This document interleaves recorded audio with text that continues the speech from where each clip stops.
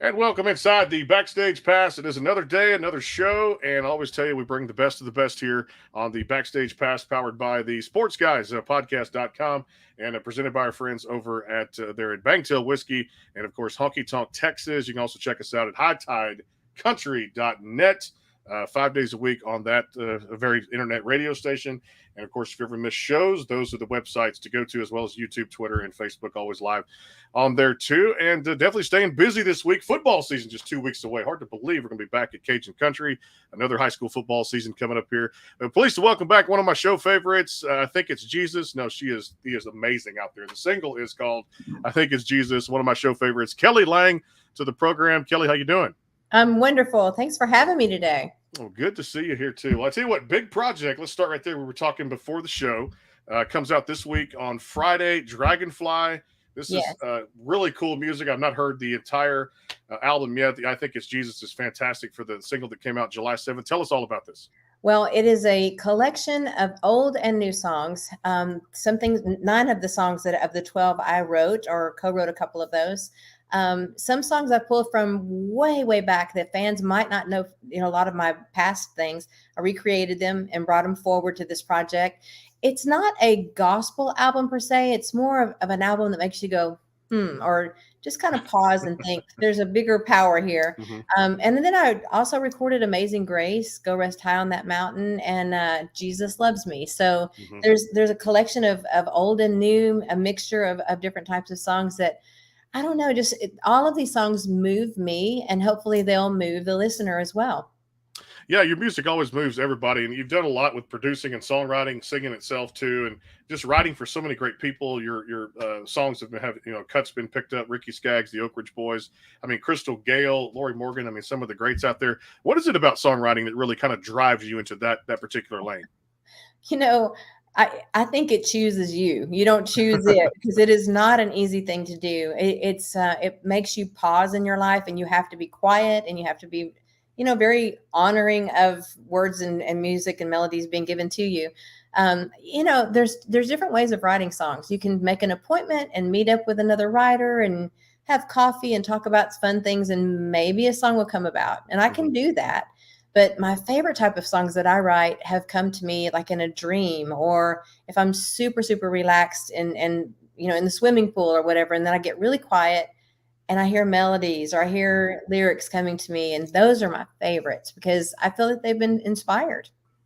Yeah, and I'm seeing this a lot. We just celebrated the CMA Fest, the 50th anniversary. Nissan, all the great artists came out to play that night. The host did a great job too. So I'm seeing more collaboration now. Yeah. Seems like in the business, duets you thought you'd never see with Vince Gill and Luke Combs, and you have one that I never thought I'd see with Miranda Lambert, Avril Lavigne. How important is that to you? I guess your style of music, because you've done a lot of recorded duets throughout your career.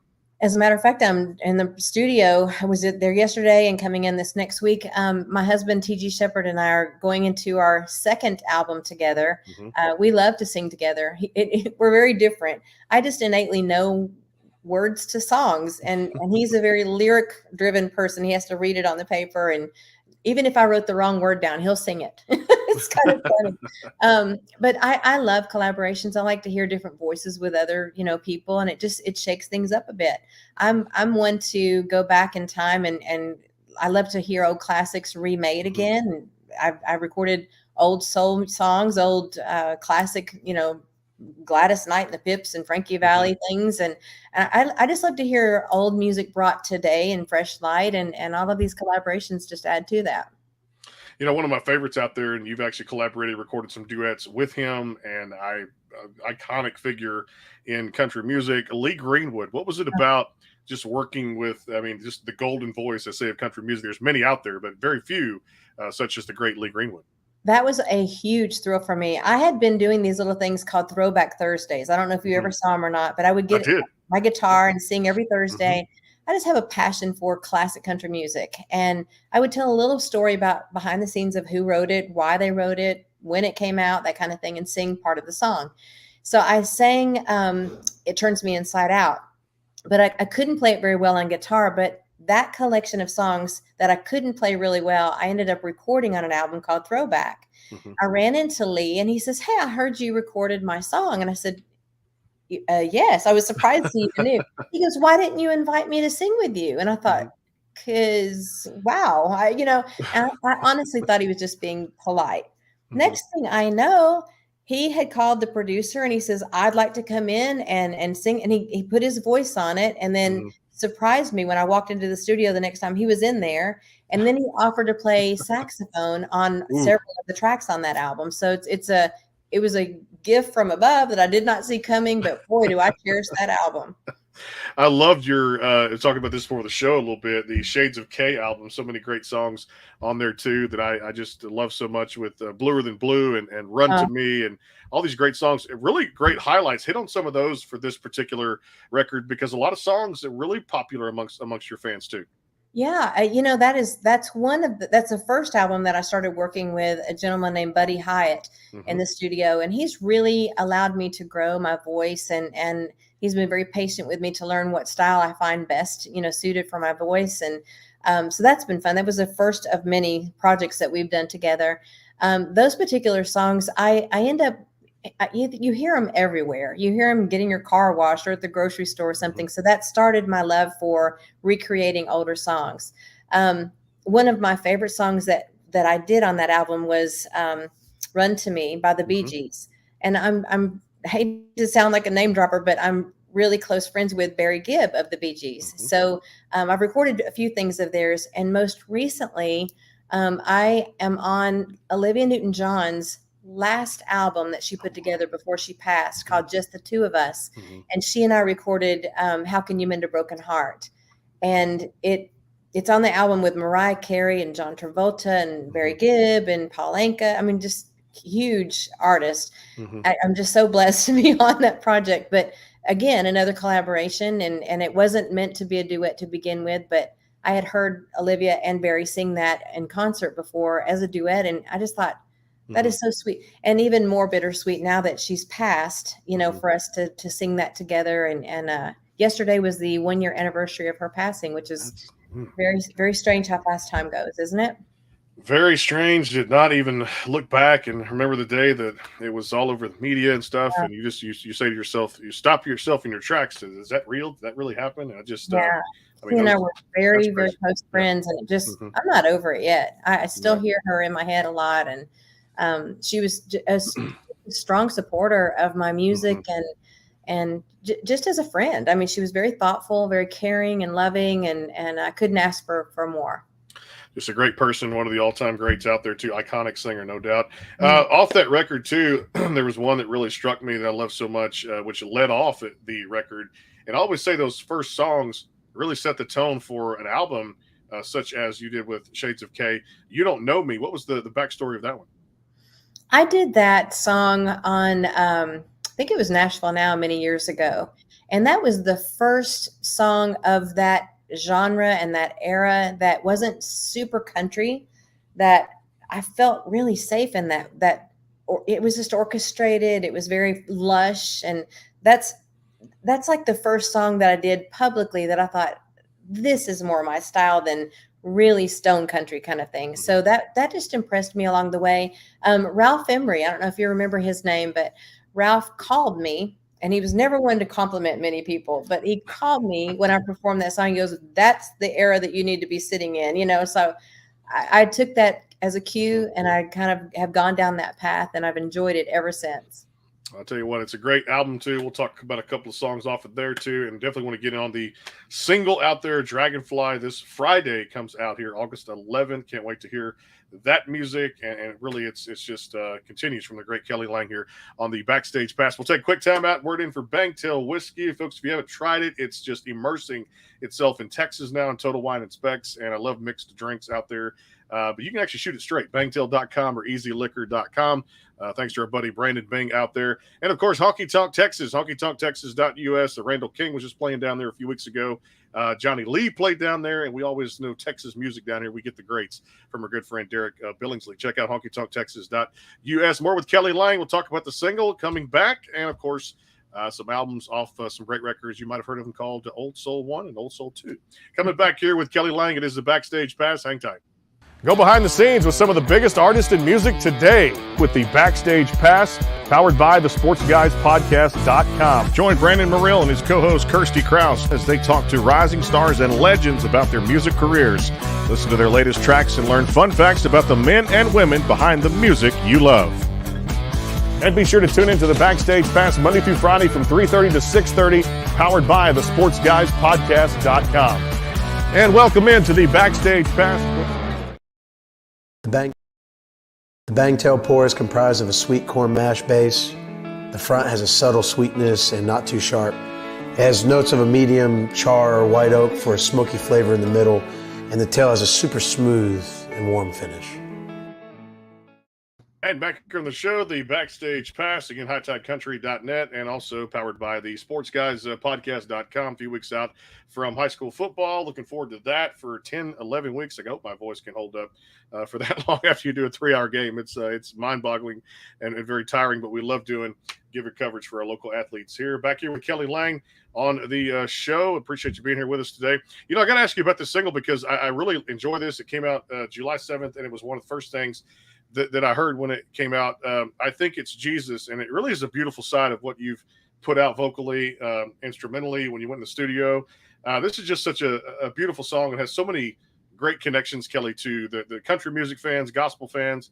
It really just resonated with me. Well, thank you.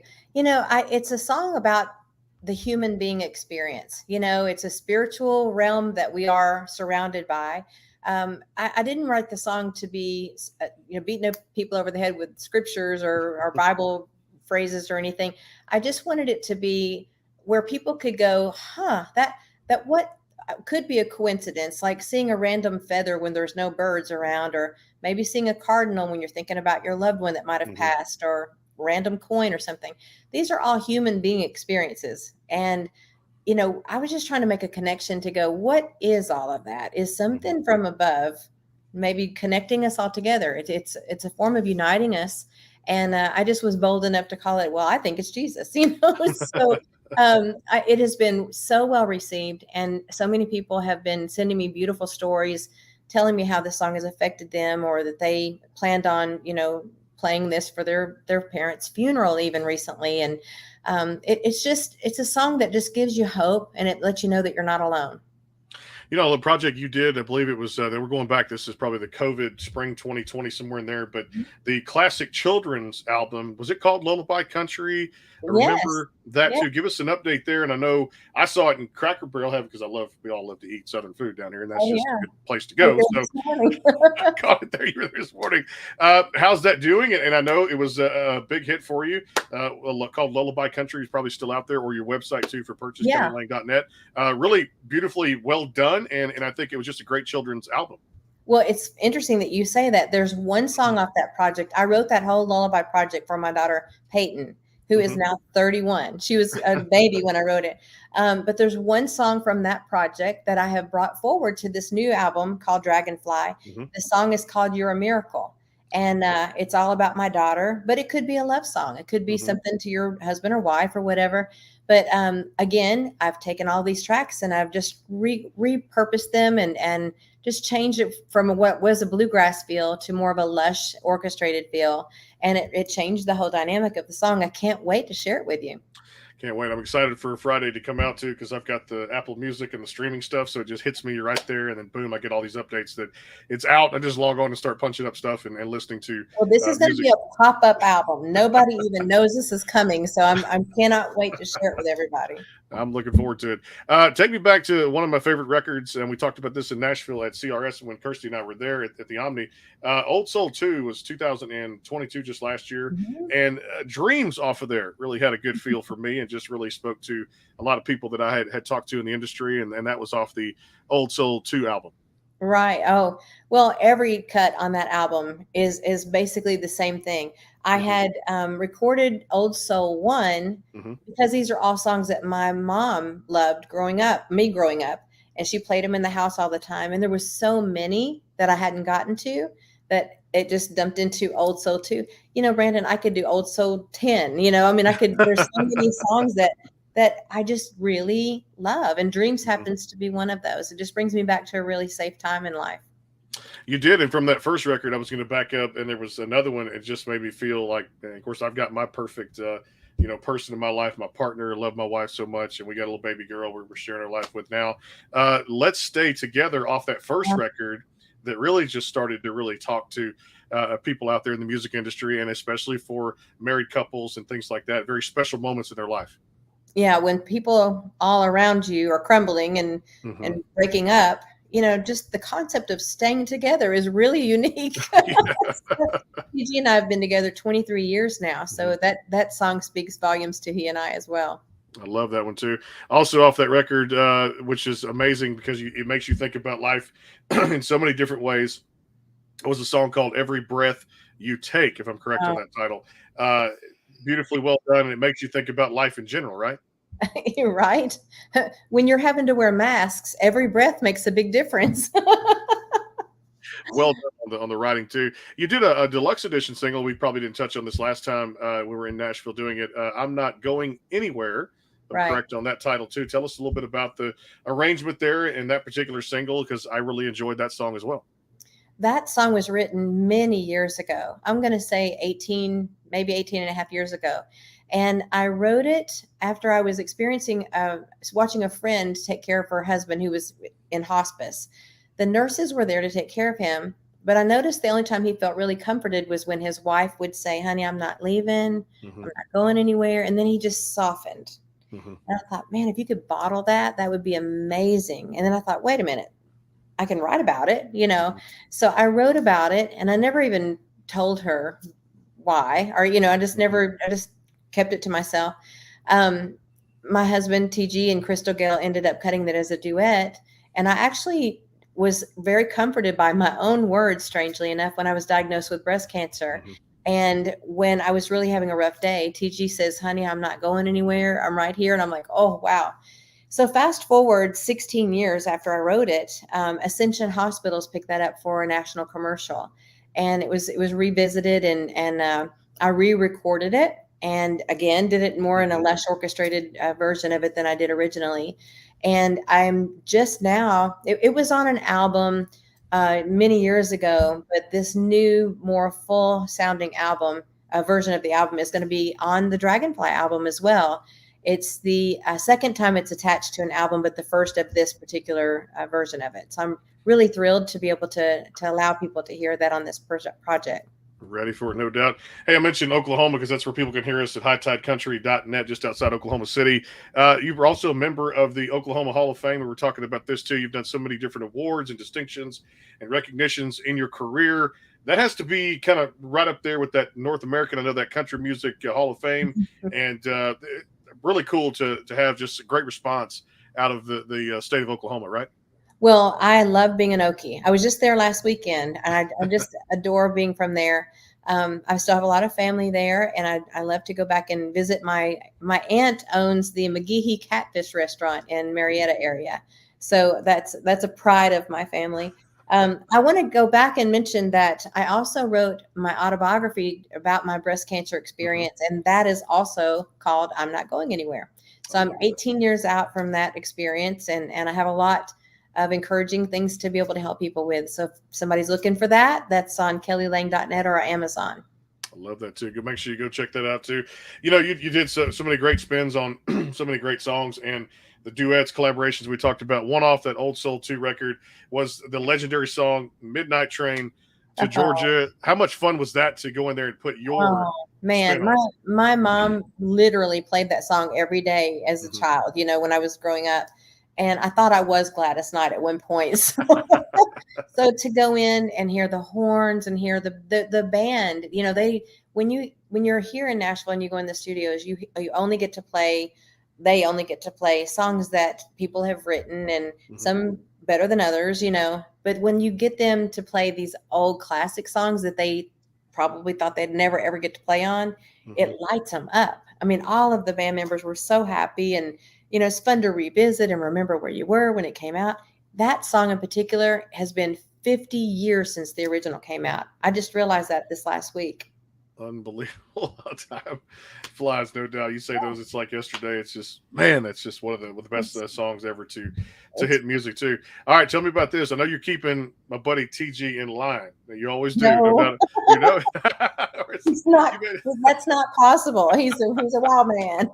He is, but he's also a hard worker. Tell me about for you two, so synonymous in music and country music and across different genres out there.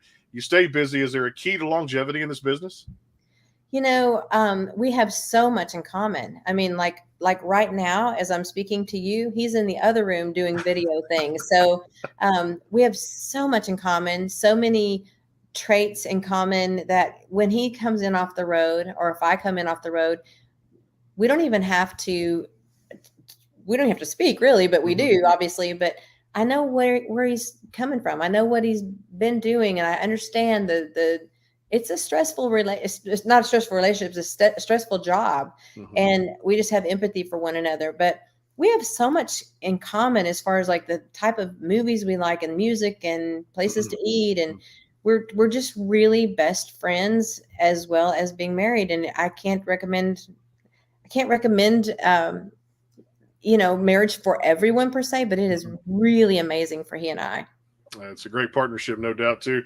You know, you also shared the stage with so many greats and two of the greatest out there, too. I've got to ask you about what it was like to share that stage with one of our Texas guys down here, and that being George Strait. I mean, first of all, just a legendary career. He's had 60-plus #1 hits and all the great things he's done for the state of Texas and just for country music in general. That's one of them. And then two, we lost her, I know, last year, Loretta Lynn. What was that like to share the stage? Oh gosh, I was just on the phone with her granddaughter a moment ago. Loretta was a family friend for many, many years because my dad was Conway Twitty's road manager. So it was, you know, nothing uncommon to have Loretta call the house and talk to my dad a lot. I didn't see her very often through our childhood, but she was always there. It was just like a tapestry, you know, piece that she was always in my life. I've done several shows with her as well, but George Strait, back when I was 16, 17 years old, I was seemingly the go-to opening act for every country artist. And I opened for him on many occasions. I did a TV show in Canada called the Tommy Hunter Show. That was with him. And I did some shows with him in Oklahoma and he was phenomenal. He was just he hasn't changed. He's always just so kind, so laid back, and just George, you know, amazing guy.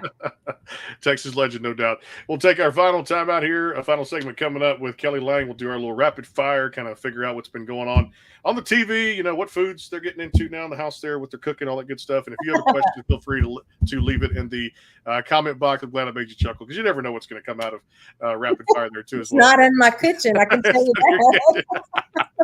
Hey, maybe it's a drink, coffee. Who knows what it is? We'll take a quick time out here. Bangtail Whiskey and our friends at Honky Tonk Texas. It is the Backstage Pass, powered by the Sports Guys Podcast.com, presented by Bangtail Whiskey and our friends at Honky Tonk Texas, and of course HighTideCountry.net. Coming right back.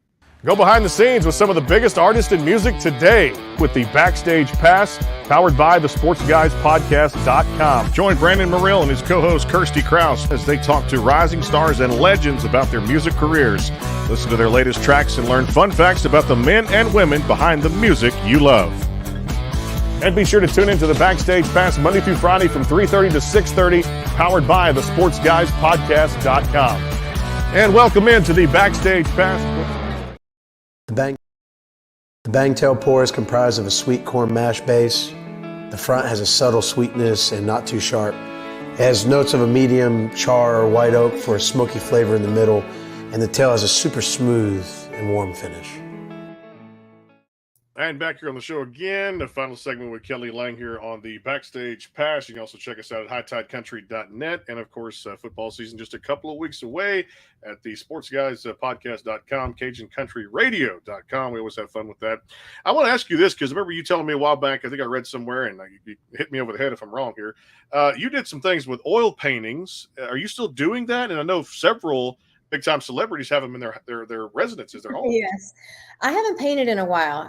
Painting to me, if I'm painting, I have to only concentrate on painting. And most recently, I've been more in the musical side of my brain. So I have to kind of compartmentalize those. I generally paint more in the winter, it just kind of nothing to do outside kind of thing. So I end up picking up projects, but I've had some really interesting homes that do carry my paintings. I have two dog portraits in Olivia's home, Olivia Newton-John, and Barry Gibb has a few of mine.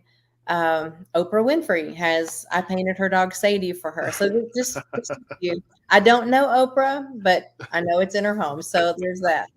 That's all that matters too, as well. I remember you did a great project out there. It was, I believe it was for Kenny Rogers. Was the induction for the Country Music Hall of Fame? Was it Islands in the Stream? It was one of the big time career accomplishments. Tell us all about that and just how I'm sure it felt like there was just this ghost, this presence, this spiritual being to perform that legendary song for Kenny to go into the Hall of Fame.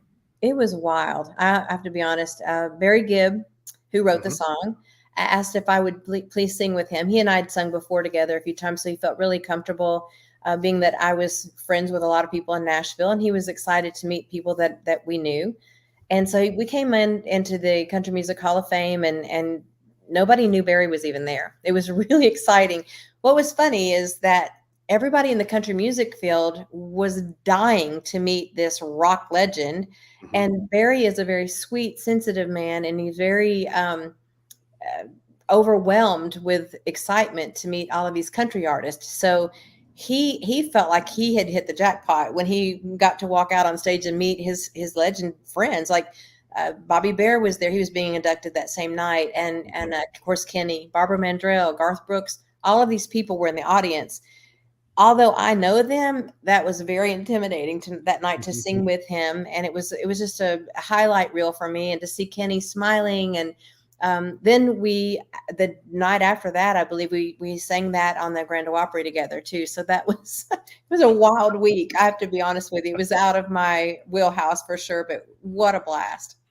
I can only imagine too. Like I said, one of the late Kenny Rogers, one of my favorites, and that song will go down in the history, already has in country music, and will still be there 100 years later. We're all gone. It was an amazing pinch me moment. No kidding.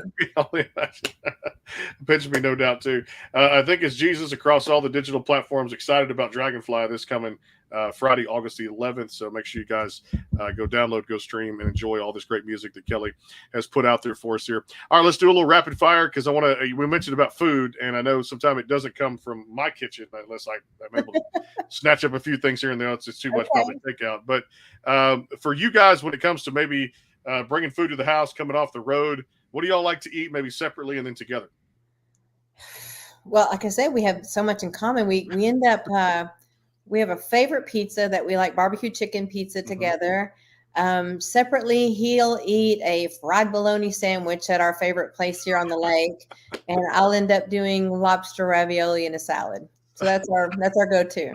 Nobody has ever said, as a child, that was one of my favorite things that Grandma and Granny would cook. I mean, fried bologna sandwich. And she'd put it right. She'd take, and I don't know if he did this too, growing up too with the country, but she'd take the loaf of bread or half a loaf of bread, and she'd stick it right back in the freezer, pull it out, put it in the refrigerator, and bake. Yep. Been there, done that. Fried bologna too as well.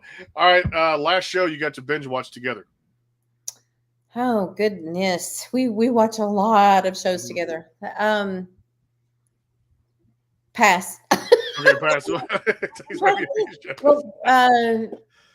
We like the Family Stallone. We really enjoyed Sylvester Stallone and his family. Tulsa King, we watched that together. Those kind of shows. I love that. All right, first we love Family Feud. Family Feud. We stay up till 1 o'clock in the morning to watch it. So there's that. I love that too. All right, first song ever to sing live on stage. Probably Silver Threads and Golden Needles. Okay, that's a classic one there too. Love that one. You mentioned that barbecue chicken pizza. Now I love that too. Favorite Italian restaurant in Nashville? Maggiano's. I've not tried that one, but I need it's the best. I love it. And try the Maggiano's food out there too. Well, I tell you, Kelly, always a pleasure to have you here on the program again. Dragonfly this week on Friday, August the 11th. And then, of course, I think it's Jesus across all the digital platforms, everything we talked about today. And, of course, the great projects Kelly's done over her great career, kellylang.net. You're always welcome back here on the show. And please tell TJ we said hello, Kirsty and I, from all of us here at the Backstage Pass. Well, TG and I are working on a new duet project, so we'll circle back around and let you talk with us about that if you will. We'll definitely do that. One of our show favorites there, KellyLang.net. I think it's Jesus and Dragonfly. The album comes out this week on Friday. Make sure you guys go check out the great music there too as well. Tomorrow, I've got to figure out what we've got tomorrow. Not sure here on the Backstage Pass. We'll put it out there on social media. Friday, a great rock band. We don't get into rock too much. Doug Aldrich coming by from the Dead Daisies. They've been out there for a while. Some of the iconic rock personnel have worked with that great band. So we'll talk to Doug on Friday. New album coming out for the Dead Daisies. And next week, a few weeks, Heath Wright coming by from the band Ricochet coming here on the Backstage Pass. We'll talk to you guys tomorrow at some point, probably 3 or 3:30 here. And thanks to our friends at HighTideCountry.net and, of course, Bangtail Whiskey and Honky Tonk Texas. See you guys soon. Take care.